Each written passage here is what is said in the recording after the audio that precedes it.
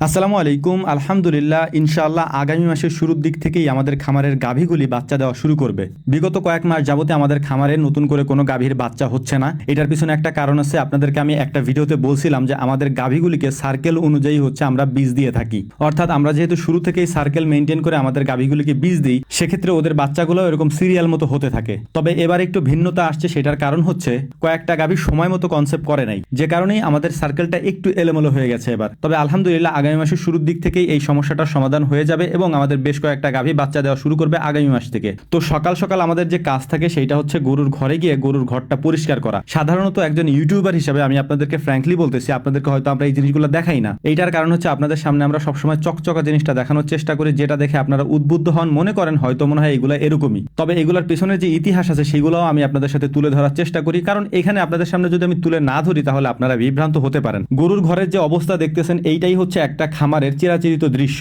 তবে সাধারণত এই দৃশ্যগুলো আমরা দেখতে পাই না। আমরা আপনাদের সামনে পরিষ্কার করে তারপরে ভিডিও করার চেষ্টা করি। একটা জিনিস যখন আপনাদের সামনে উপস্থাপন করা হবে, সেটা সুন্দরভাবে উপস্থাপন করবে যে কেউ, আমরাও তার থেকে ব্যতিক্রম না। তবে মাঝে মাঝে আমি আপনাদেরকে দেখানোর চেষ্টা করি যে কিরকম পরিস্থিতি থাকে সকালে যখন আমরা খামারে যাই, বা রাত্রে যখন অনেক রাত্রে আমরা খামারে যাই তখন কি পরিস্থিতিতে থাকে। তো সকালবেলা গরুর ঘরে যাওয়ার পর সব থেকে কষ্টের যে কাজটা, সেটা হচ্ছে গোবরগুলাকে সংগ্রহ করে একটা বালতির মধ্যে ভরে তারপর ওইগুলাকে আমাদের যে ছোট্ট একটা গাড়ি আছে ওই গাড়ির মধ্যে আমরা সাজাই। এরপরে আমরা এগুলাকে দূরে নিয়ে যাই, মানে যেখান থেকে এই গোবরগুলাকে হচ্ছে আমরা বিক্রি করে দিই। অর্থাৎ আমরা একটা জায়গায় নিয়ে মজুত করি এবং ওই মজুত করা গোবরগুলো পরবর্তীতে আমরা বিক্রি করে দিই। তো অনেকে বলেন যে ভাই আমরা গোবর কিভাবে বিক্রি করব। দেখেন, একটা বিষয় আপনাদেরকে ক্লিয়ার করে বলে দিই, সেটা হচ্ছে যে এই সব জিনিসগুলো হচ্ছে সর্বোপরি নির্ভর করে হচ্ছে আপনার এলাকায় গোবরের চাহিদা কেমন, এখানে মাছের ঘের আছে কিনা, তারপরে হচ্ছে এইগুলা কেনার মতো লোক আছে কিনা। এটা যদি আপনার এলাকায় থাকে তাহলে আপনি বিক্রি করতে পারবেন। তো সাধারণত আমাদের খামারের পাশে যাতায়াত ব্যবস্থাটা ভালো হওয়ার কারণে মূলত আমাদের এই সমস্যাগুলো হয় না, যে কেউ আমাদের এখান থেকে নিয়ে যেতে পারে। তো যাই হোক, আরেকটা বিষয় আপনাদেরকে বলি, সেটা হচ্ছে যে আপনারা গত কয়েকদিন আগে দেখছিলেন যে আমরা যে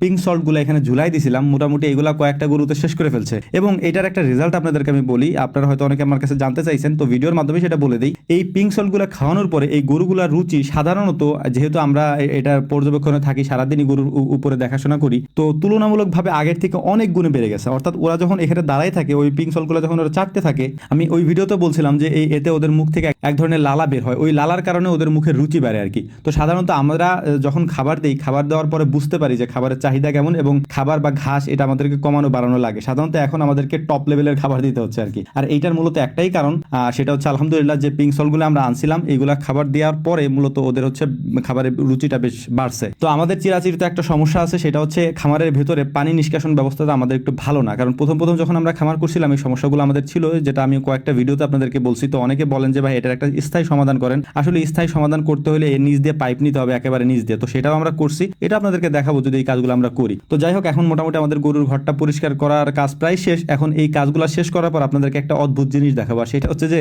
আমাদের একটা গরু আছে, মানে এই গরুটা প্রায় বয়স 1 বছর হয়ে গেছে। 1 বছরে ওর মাস সমান হয়ে গেছে। তো ওর মাস সমান হইলেও ও এখনো দুধ খায়, মানে ওই গরুতে এখনো দুধ হয়। তো খামারের কাজগুলো শেষ করার পরে মূলত হচ্ছে আমরা গরুর দুধ দহন করি, কিন্তু দুধ দহন করার আগে এগুলোকে পরিষ্কার করতে আমাদের অনেক কষ্ট হয় ইদানিং, যে কারণে হচ্ছে আমরা প্রতিদিন গরুকে গোসল করাইতে পারি না। গোসল করাইতে গেলেই হচ্ছে দেখা যায় যে পানি এরকম আটকে যায়। তো আলহামদুলিল্লাহ গোসল করানোর পরে যেহেতু সকালে আমরা আগেই খাবার দিয়ে দিই, ওরা একটু ঘুমায়, রেস্ট নেয়। এরপরে হচ্ছে বাছুরটাকে আমি নিয়ে আসছি, দেখতেই পাচ্ছেন যে এটা হচ্ছে ওর মার সমান সমান আর কি। মানে পানানোর জন্য আমরা মূলত বাছুরটাকে আনি এবং একজনে ধরে রাখে, আরেকজন হচ্ছে দুধ দহন করে আর কি। এই মাঝখান দিয়ে টেনে আবার ওই ঘরে নিয়ে বেঁধে রাখে। তো ওদের সামনে যে পিঙ্ক সলগুলো দেওয়া আছে, ওরা পিঙ্ক সলগুলো চাটতে থাকে এবং আমরা দুধ দহন করতে থাকি এদিক দিয়ে আর কি। যেহেতু এই গাভীটা প্রায় 6 মাসের প্রেগনেন্ট, এই অবস্থায় হচ্ছে আমরা ড্রাই পিরিয়ডে ওকে আনতে পারতেছি না, কারণ হচ্ছে অনেক বেশি দুধ এখনো দিচ্ছে।